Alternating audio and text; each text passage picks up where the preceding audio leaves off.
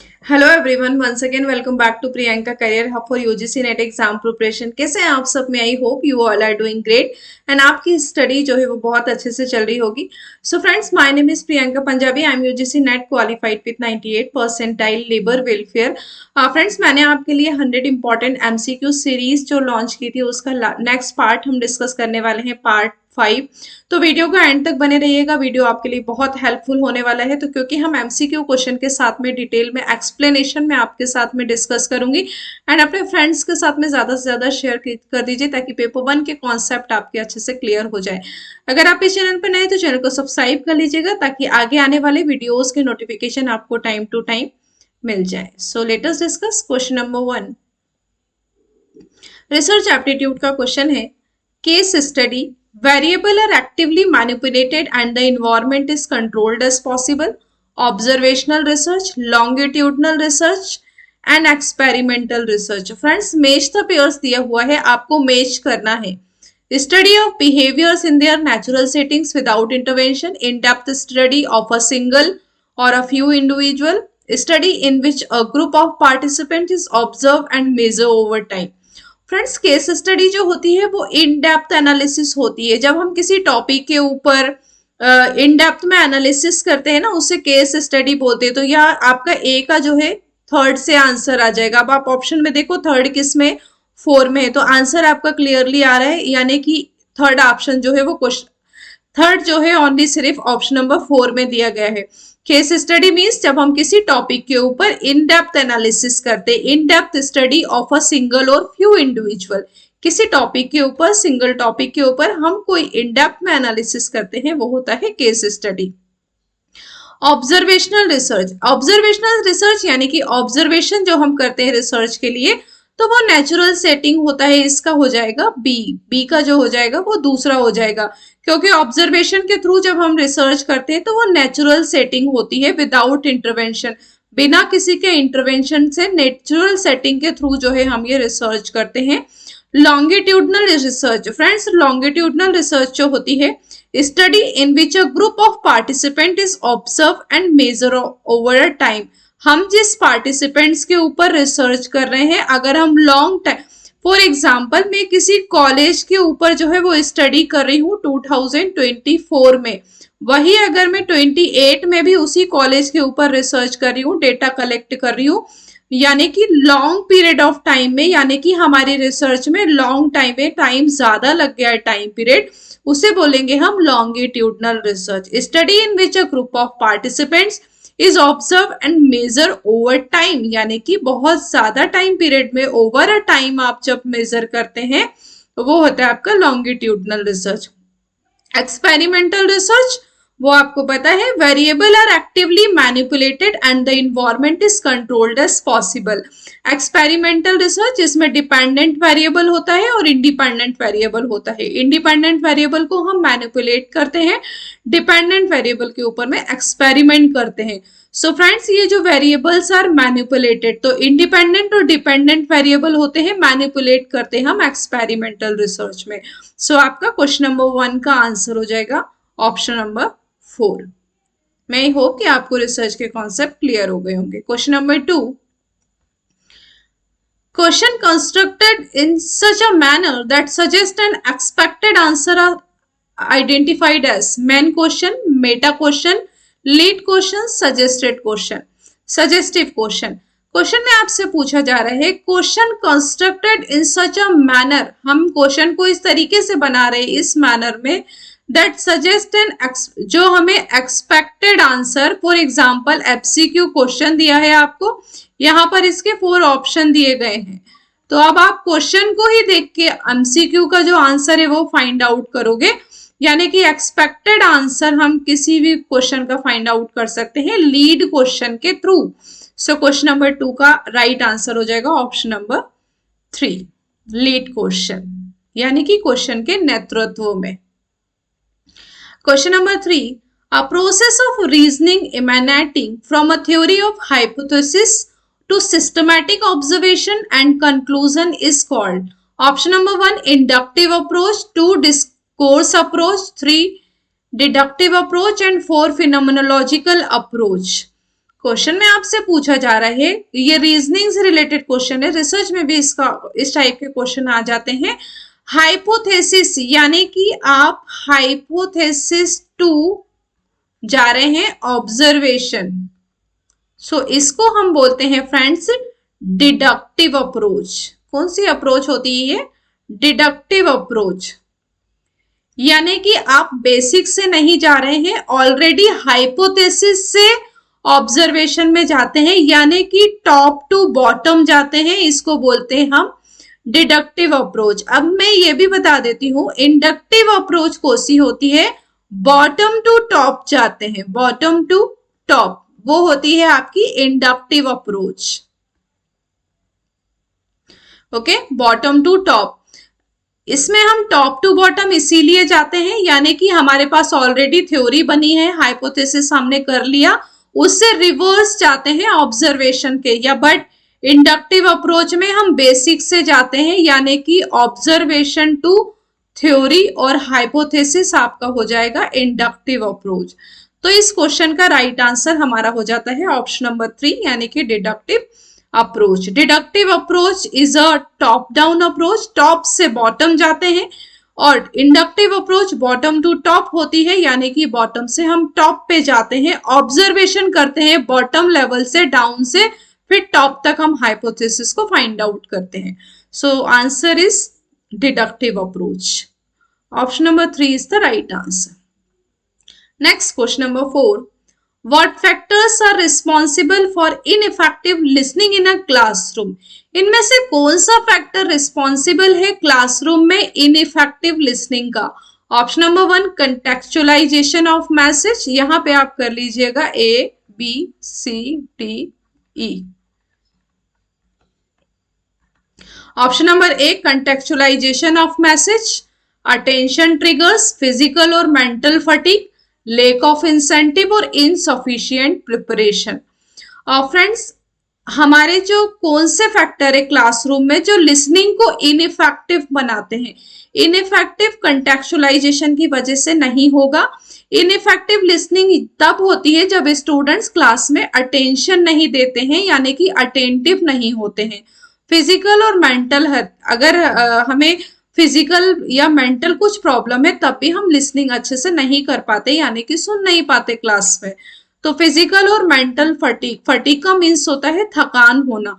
Then lack of incentive, incentive यानी कि अगर आपको कोई एक्साइटमेंट है या आपको उसके बदले में कुछ बेनिफिट होने वाला है तभी आप किसी पर्सन को सुनेंगे। सो इसका राइट आंसर होगा BCD, फिजिकल और mental fatigue, lack of incentive, insufficient preparation, sorry lack of incentive, attention trigger, physical और mental fatigue, lack of incentive, ये 3 फैक्टर्स जो होते हैं ये हमारे क्लासरूम को इनइफेक्टिव बनाते हैं। तो BCD is the right answer. Option number 3 is right. Next question number 5, which of the following are computer input devices that can best support students with a visual impairment? Option number A microphone, foot mouse, braille keyboard, joystick and speaker। Question में आपसे पूछा जा रहा है which of the following are computer input device, इसमें से कौन सी ऐसी कंप्यूटर की इनपुट डिवाइस है, इनपुट डिवाइस के ऊपर बात हो रही है, that can best support students with a visual, जो स्टूडेंट्स विजुअली नहीं देख सकते हैं, विजुअली इम्पेयरमेंट है, वो कौन से डिवाइसेस उनको सपोर्ट कर सकते हैं? तो वो जो विजुअली इम्पेयरमेंट है वो माइक्रोफोन के थ्रू सुन सकते हैं, क्योंकि वो फुट माउस अगर होगा तो वो नहीं देख पाएंगे। ब्रेल कीबोर्ड यानी कि जो उभरा हुआ कीबोर्ड होता है हम उसका यूज कर सकते हैं, जॉयस्टिक का भी यूज इसमें नहीं होगा। Speaker is also not related. तो आंसर हो जाएगा A और C, microphone and Braille keyboard, यानी कि उभरा हुआ कीबोर्ड जिसमें जो लेटर है वो उभरे हुए और अच्छे से दिखते हैं। तो A और C जो हो जाएगा वो राइट हो जाएगा। Option number 4 is the right answer. Question number 6, ये इनफॉर्मल पॉलिसी का क्वेश्चन है। I just cannot believe it. Mr. Suresh cannot be guilty of murder since there is no way Mr. Suresh could kill someone. What fallacy is committed in the above argument? Option number 1, slippery slope. Option number 2, begging the question. Option number 3, ad hominem. Option number 4, equivocation. Friends, आप question में पूछे जा रहे I just can not believe it, यानी कि मैं believe नहीं कर सकता mister Suresh can not guilt of murder, mister Suresh जो है गिल्ट नहीं कर सकते मर्डर के लिए. There is no way mister Suresh could kill someone, यानी कि घुमा फिरा के मर्डर की बात कर रहे हैं, किल समवन बोल रहे हैं, ये आपकी फॉलिसी होती है. बैगिंग द क्वेश्चन, यानी कि आप बार बार क्वेश्चन को रिपीट कर रहे हो. आप अच्छे से ध्यान से देखो, इस फॉलिसी में, इस आर्ग्यूमेंट में बार बार क्वेश्चन को रिपीट किया जा रहा है. आई just can not believe it, mister Suresh can not be guilt of murder, मैं बिलीव नहीं कर सकता क्योंकि वो गिल्ट नहीं कर सकते मर्डर के लिए. Since there is no way mister Suresh killed someone, कोई वे नहीं है कि वो किसी को मार सकते हैं. बैगिंग द क्वेश्चन, बार बार किसी भी क्वेश्चन को घुमा फिरा के बार बार क्वेश्चन पे ही आ जाना, तो इसे बोलते हैं हम begging the question. Option number 2 is the right answer. Next question number 7. Given below are some of the features of option number 1.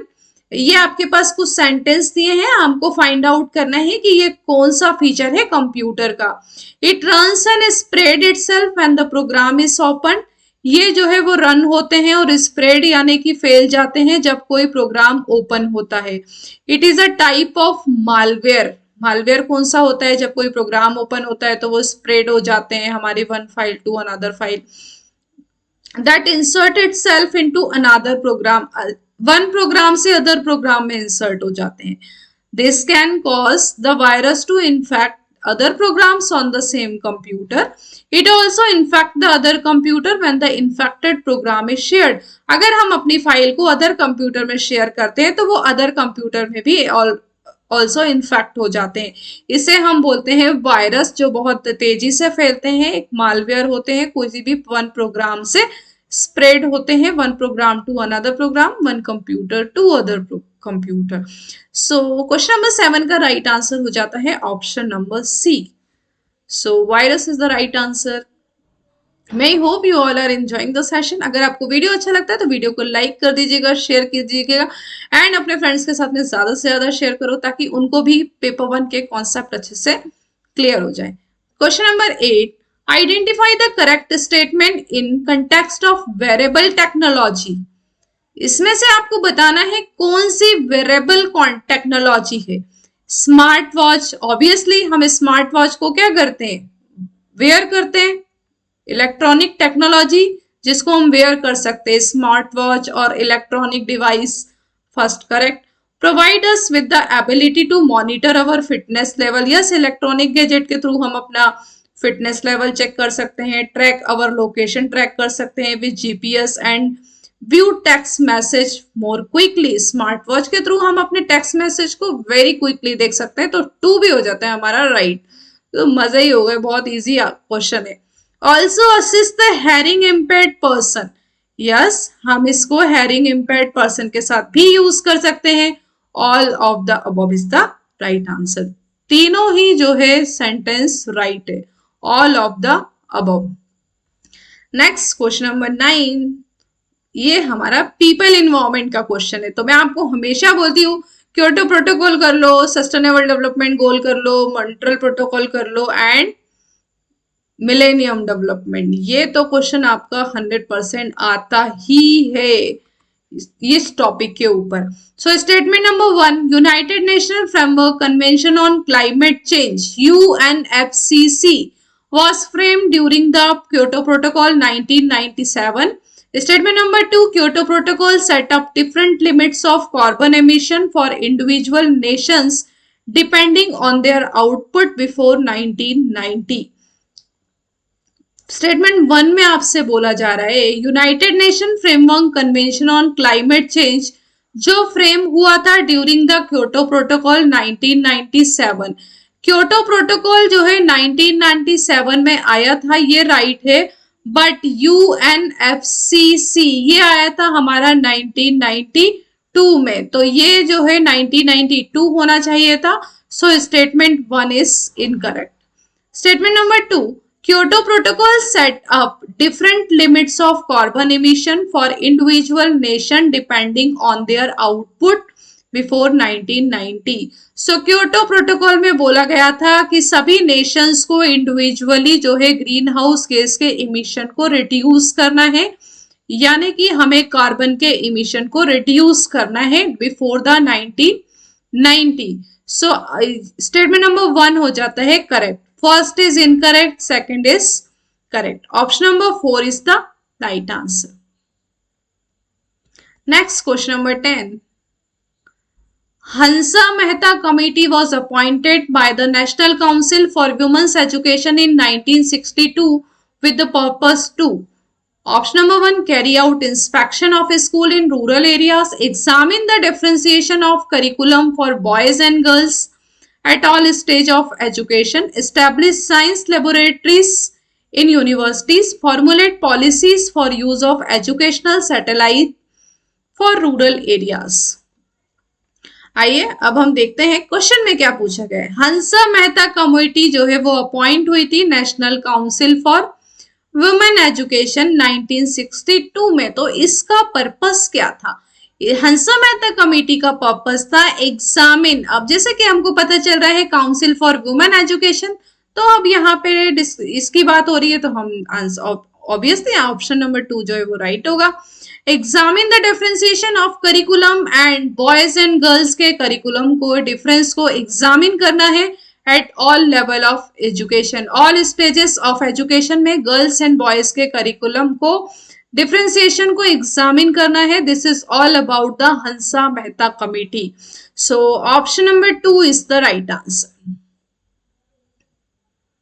Next question number 11, which of the following are the traits of non-verbal communication? A, it has limited meaning, it does not have substitution, it can convey contextual meaning, it can influence receptor, it can affect personal relationship. Non-verbal communication means silence communication, handshake, इशारे करना, eye contact. Okay, so it has limited meaning. No, इसका limited meaning नहीं होता है non verbal communication. For example dress code, तो dress code का मैं आपको एग्जाम्पल देती हूँ। तो ड्रेस कोड जो है हिंदू में वाइट जो होता है वो बैड होता है, अपशगुन। और बट अगर वही हम बात करें अदर कास्ट की, क्रिश्चियन की, तो वहां पर क्या होता है? गुड होता है। तो यहाँ पे इसके डिफरेंट मीनिंग होते हैं। अगर हम किसी को इशारा करें तो कोई कुछ समझेगा, कोई कुछ समझेगा, इसीलिए इसके लिमिटेड मीनिंग नहीं होते, इसके बहुत सारे मीनिंग होते। It does not have substitution, ये भी रॉन्ग हो जाएगा क्योंकि non verbal communication verbal communication का सब्स्टिट्यूट होता है, यानी कि हम जो इशारे कर रहे हैं, जो नॉन वर्बल कर रहे हैं, उसको वर्बली भी बोल सकते हैं। तो it can convey contextual meaning, yes right, ये कंटेक्चुअल मीनिंग को कन्वे करता है। It can influence receptor, receptor को हम बोल सकते हैं हम इसको रिसीव करते हैं इमोशनली भी, तो ये इमोशनल से भी रिलेटेड है, डी हो जाएगा correct. It can affect personal relationship, yes, non verbal हमारे पर्सनल रिलेशनशिप को अफेक्ट करता है। Option number C is the right answer, C D E. Next question number 12, 2 statements हमारे पास गिवन है। Statement number 1, podcast is an example of synchronous communication. Statement number 2, video conferencing via Google Meet is an example of asynchronous communication. Podcast is an synchronous, synchronous का means होता है जब हम live किसी के साथ में चैट कर सकते हैं, फॉर एग्जाम्पल व्हाट्सएप, या फिर अगर हम एफबी की बात करें ऑनलाइन है, या फिर हम गूगल मीट क्या करते हैं, हम लाइव लेते हैं ना, तो गूगल मीट कैसी होगी? सिंक्रोनस। असिंक्रोनस रिकॉर्डेड वीडियो, अगर वीडियो रिकॉर्डेड है तो वो क्या हो जाएगा आपका? असिंक्रोनस। तो यहाँ पे बोला जा रहा है podcast is an example of synchronous. No, podcast में रिकॉर्डेड वीडियो है, इंटरनेट से हम डाउनलोड कर रहे हैं, तो ये कोई सिंक्रोनस नहीं होगा। रिकॉर्डेड वीडियो होता है हमारा असिंक्रोनस। तो यहाँ पे होना चाहिए था asynchronous. Statement number 2, video conferencing Google Meet में हम चैट कर सकते हैं ना, ऑनलाइन किसी भी पर्सन के साथ में बात कर सकते हैं, पार्टिसिपेंट्स आपस में कम्युनिकेट कर सकते हैं लाइव। तो ये जो होना था ये सिंक्रोनस होना चाहिए था, घुमा फिरा के यहाँ पे होना था आपका सिंक्रोनस, यहाँ होना था सिंक्रोनस। ओके, सो इसी वजह से दोनों ही जो हो गए वो false. Both the statement are incorrect. Next question number 13, which of the following are the characteristics of an ideal education in teaching learning process? अब इसमें से आपको बताना है कौन से आइडियल एजुकेशन है टीचिंग लर्निंग प्रोसेस के। Option number A comprehensive, B validity, reliability and subjectivity. Teaching learning process में कॉम्प्रिहेंसिव होना चाहिए, यानी कि स्टूडेंट्स को अंडरस्टैंड करना चाहिए, राइट।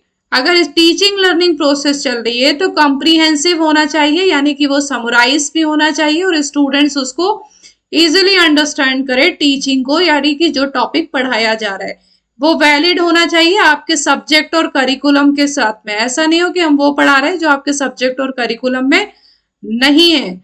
रिलायबिलिटी, यानी कि आप जो करा रहे हैं वो रिलायबल होना चाहिए। सब्जेक्टिविटी नहीं होना चाहिए, यानी कि बायसनेस, हमें बायसनेस नहीं चाहिए, हमें क्या चाहिए, objectivity is important. So A B C is the right answer. Option number 2 is correct, right? So next question number 14. So may I hope you all are enjoying the session. Which of the following statement are true? Option number A, qualitative research has its own place in many areas of study.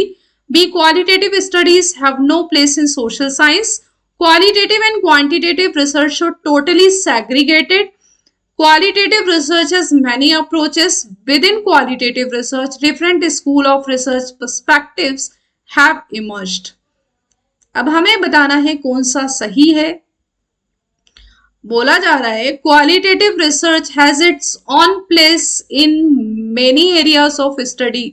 Yes, A जो है वो right हो जाएगा, क्योंकि qualitative research में बहुत सारे उसके खुद के प्लेस होते हैं जहां पर हम सभी एरियाज में स्टडी कर सकते हैं। Qualitative studies have no place, यानी कि कोई प्लेस नहीं है सोशल साइंस में, ऐसा बोला जा रहा है। सोशल साइंस में हम क्वालिटेटिव स्टडी नहीं कर, रिसर्च नहीं कर सकते, ये रॉन्ग हो जाएगा, ये हम कर सकते हैं, यहाँ पे नो नहीं होना चाहिए था। सो नेक्स्ट जो आपका ऑप्शन है qualitative and quantitative research should totally segregated. क्या ये टोटली सेग्रीगेटेड है, एक दूसरे से अलग अलग है?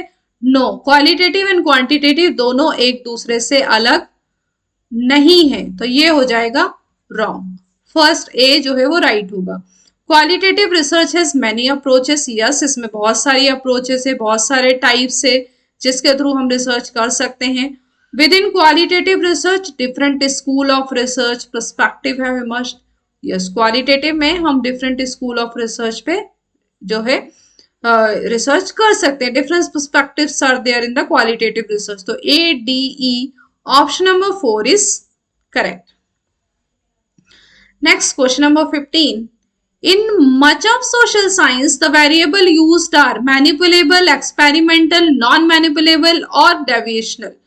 Social science जो होता है फ्रेंड्स ये नॉन मैनिपुलेबल होता है। मैनिपुलेट यानी कि जो ऑलरेडी हमारे पास सोशली डेटा गिवन है, यानी कि फॉर एग्जाम्पल मुझे प्रधानमंत्री जनधन योजना पे, प्रधानमंत्री जनधन स्कीम के ऊपर जो है वो socially, for example social security या किसी भी टाइप की स्कीम है, तो उसमें जो डेटा गिवन है वो वैसे ही रहेगा ना। अगर इसमें हम प्राइमरी डेटा कलेक्ट नहीं करेंगे, ये सेकेंडरी डेटा होगा, तो वो नॉन मैनिपुलेबल होगा, यानी कि हम उसको मैनिपुलेट नहीं कर सकते हैं। Option number 3 is the right answer. Next question number 16.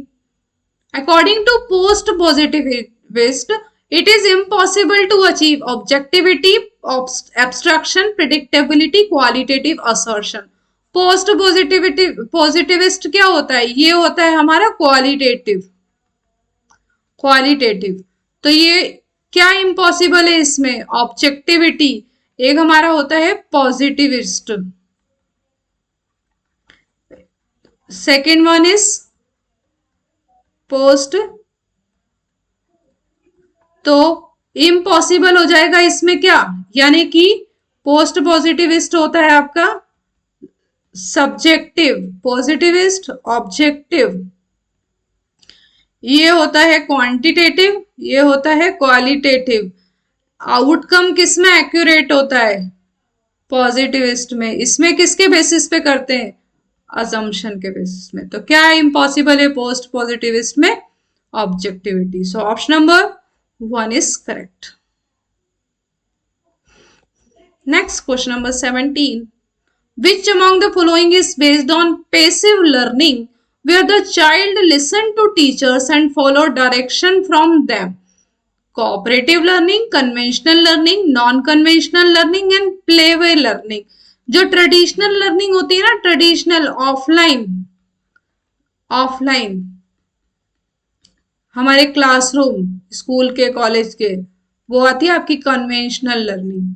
जो ऑनलाइन क्लासेस होती है ना, जैसे मैं आपका ऑनलाइन लेक्चर ले रही हूँ, ऑनलाइन क्लासेस होती है, उसको हम बोलते हैं कन्वेंशनल, सॉरी उसे हम बोलेंगे नॉन कन्वेंशनल। ऑफलाइन हो जाएगा आपका कन्वेंशनल। यहाँ पे बोला जा रहा है which among the following is based on passive learning where the child listen. कौन सी पैसिव लर्निंग है जहां पे चाइल्ड क्या कर रहे हैं, टीचर को सुन रहे हैं और डायरेक्शन को फॉलो कर रहे हैं, वो कन्वेंशनल यानी कि ट्रेडिशनल लर्निंग होती है। Option number 2 is correct. Next question number 18, some important recommendation of the Kothari Commission were establish of cluster of advanced center in major universities, abolition of the system of affiliate college, abolition of continuous evaluation system and establishment of 6 major universities, improving quality and content of lecturing commission। 1964 में आया था Kothari commission, जिन्होंने 10+2+3 के structure को दिया था और इन्होंने नेशनल एजुकेशन डेवलपमेंट के ऊपर रिपोर्ट सबमिट की थी और उन्होंने कहा था कि हमारी कंट्री के नेशनल इनकम का 6% हमें एजुकेशन में एक्सपेंस करना चाहिए थी। Establish of cluster of advance centre, yes उन्होंने कहा था कि हमें एडवांस सेंटर मेजर यूनिवर्सिटीज को स्टैब्लिश करना चाहिए। क्या उन्होंने अफिलिएटेड कॉलेज का अबॉयलेशन किया था, no. Abolition of continuous evaluation, no, इन्होंने कुछ भी अबॉयलेशन नहीं किया, इन्होंने सिर्फ डेवलपमेंट के ऊपर वर्क किया है, डेवलपमेंट किया। इन्होंने कॉलेजेस स्टैब्लिश किए, यूनिवर्सिटी स्टैब्लिश की, नेशनल इनकम पे इतना खर्चा करो एजुकेशन के ऊपर, ये बात बोली, 10+2+3 के स्ट्रक्चर को लेकर आए, तो कुछ भी अबॉयलिश नहीं किया। सबसे बेस्ट रिकमेंडेशन अगर हम बोल सकते हैं कोठारी जी की जो कमीशन थी, उन्होंने हायर एजुकेशन पे बहुत अच्छे अच्छे रिकमेंडेशन दिए थे। Establishment of 6 major university, yes उन्होंने कहा था हमें 6 मेजर यूनिवर्सिटीज को एस्टैब्लिश करना है। Improving quality and content of lecturing, ADE is the right answer. Option number 4 is correct. Next, question number 19. The famous grammarian Parini has educated at Takshila, Patliputra, Nalanda, श्रीअध्याया, Cuttack. Famous जो grammarian है पाणिनि, वो कहाँ से education थी उनकी, वो थी तक्षशिला यूनिवर्सिटी से। कहाँ से थी, Takshashila university. Option number 1 is correct. Next, last question. Identify the features of Aristotelian syllogism from the following. It is deductive, inductive and formal material. It is only deductive and formal. The major and minor terms stand apart in the premises. It is verbalistic. Verbal forms is not the essence of inference. जो सिलॉग्स होते हैं ना friends, अगर मैं बोलूं सम AR B, statement 1, all AR B, ये जो होते हैं ना, ये सिलॉग्स होते हैं। इसमें क्या होता है, हम डायग्राम बना लेते हैं, सम AR B, all AR B। तो ये जो डायग्राम है ना, इसमें हमारे जो आंसर होते हैं, वो आउटकम जो होते हैं वो करेक्ट आते, कुछ इसमें गलती होने के चांस नहीं होते। तो ये क्या होती है, ये इंडक्टिव नहीं होती फ्रेंड्स, ये डिडक्टिव होते हैं। ओनली डिडक्टिव एंड फॉर्मल होते हैं, ये फॉर्मल होते हैं और डिडक्टिव होते हैं। The major and minor terms, इसमें मेजर टर्म्स होती है और माइनर टर्म्स होती है। इट इज वर्बलिस्टिक, यस ये वर्बलिस्टिक होती है, इंडक्टिव नहीं होते। इंडक्टिव यानी कि अगर मैं बोलू like, just, just A, just A are B, like B A are C, तो ये हो जाएगा हमारा इंडक्टिव। यानी कि अब यहाँ जस्ट लाइक आ रहा है, यानी कि हम प्रॉपर आंसर को फाइंड आउट ही नहीं कर सकते, अजम्पशन लगा रहे हैं। आंसर जो होगा, रिजल्ट वो एकदम रॉन्ग आएगा, हम एक्यूरेट आंसर को फाइंड आउट नहीं कर पाएंगे। तो अभी बात करते हैं हम सिलॉक्स की, तो यहाँ पे डिडक्टिव होता है, हम एक्यूरेट आंसर को फाइंड आउट कर सकते हैं, यानी कि ये फॉर्मल होता है। द मेजर और माइनर टर्म्स होते हैं इसमें, major and minor terms, okay, और ये वर्बलिस्टिक होता है। सो बी सी डी जो हो जाएगा वो राइट हो जाएगा, ऑप्शन नंबर 3।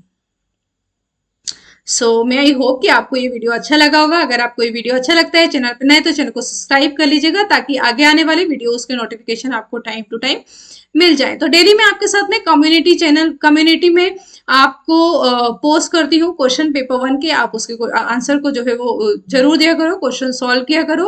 अगर आपने टेलीग्राम ग्रुप ज्वाइन नहीं किया तो टेलीग्राम ग्रुप ज्वाइन कर लीजिए, ताकि आगे आने वाले वीडियोस के नोटिफिकेशन आपको टाइम टू टाइम मिल जाए। अगर आप चाहते हैं कि आपको किसी पर्टिकुलर टॉपिक में कोई क्वेरी आ रही है, तो आप मुझे कमेंट सेक्शन में कमेंट्स कर सकते हैं। मैं आगे आने वाले वीडियोस में आपके जो है इस टॉपिक पे वर्क करने की कोशिश करूंगी। Thank you so much, have a nice